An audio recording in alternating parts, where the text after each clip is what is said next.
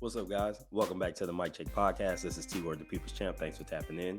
Today, we're going to be picking up our coverage of Errol Spence Jr. versus Terence Crawford ahead of their mega fight in July on the 29th, T-Mobile Arena, Las Vegas, and on pay-per-view. But before we get into the video, don't forget to like, comment, and subscribe. We appreciate that feedback. Hey, we are 11 subscribers away from 500. If you're not already subscribed and you're listening to these videos and watching these videos, feel free to go and hit the subscribe button so you get the latest updates when we drop new content. Okay, so now that that's out of the way, let's get right into the purpose of the video. So we're exactly 28 days out from the fight. We're less than a month away, and something I want to discuss today is, remember how much anticipation and buildup there was about this fight getting ready to happen? Because by most accounts, from the clock started at 2018 and ran through 2022 when they had their initial negotiations to fight, and then they broke down and everybody was like, man, this thing is never going to happen. So after waiting, basically anticipating this mega fight for 4 years, everything goes cold. And then all of a sudden, out of the blue, we hear that they're renegotiating and they're really getting into a headspace to figure out what it's going to take to get each other in the ring. And then it finally happens. And then after the announcement, it's been like a month, and just that fast, it just feels like time just jumped on a rocket with this one. Whereas it was dragging before, now it feels like everything is going hyper speed. We went from hearing about the fight to now we're 28 days away from them entering the ring and getting that final weigh in. So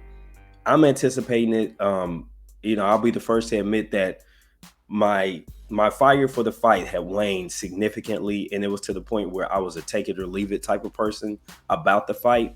And then when it got announced that, yeah, it's going down, my excitement went right back up. Now, it didn't peak because the announcement seemed like a pump fake at first, and then the fighters finally put it out, and we're like, yeah, okay, this shit is really happening. So there still was like that scar, you know what I'm saying? Like, we all had scar tissue from being pump fake so many times about the fight that I think the initial excitement didn't build. Then over the last month, the fighters did press runs. They've been doing interviews. They've been talking trash to each other. Their trainers have been saying this and that. Like, a lot of hype has been around the fight. And if you're part of the YTBC, the YouTube boxing community, you're seeing everything. You're seeing the debates get renewed. You're seeing the fire get renewed in all the fans. And it's really rebuilding that anticipation. So on the initial announcement, I'm going to throw a percentage. I'd say I went from like 10% excitement when I very first heard that, hey, they're going to do the 29th in Vegas.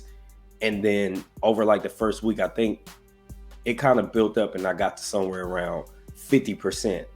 I'm very close to 100% excited for this thing right now. So where are you guys at? Like, what's your excitement level now? If you had to go from 0 to 100%, where would you put yourself on the scale? And if you don't mind reflecting on when you first heard about it being official, like you knew for sure they had scheduled the press run, all that stuff, what was your excitement level? And then where's it at now, knowing that we have less than 30 days to get there? I mean, this is going to be the biggest fight of the year. This is the biggest fight in probably the last 30 years because these guys are still prime fighters. They both still have all their tools, all their faculties, all their skills are intact. Whether they're the very best version of themselves is something else, but they're still a great version, especially when you compare to other mega fights, specifically Maypac, where Mayweather was already at a certain age where he has slowed down quite a bit. And then Manny Pacquiao definitely wasn't as close to the peak version as Floyd was to his own peak version. So you see these two guys are pretty close to peak. What do you think about that?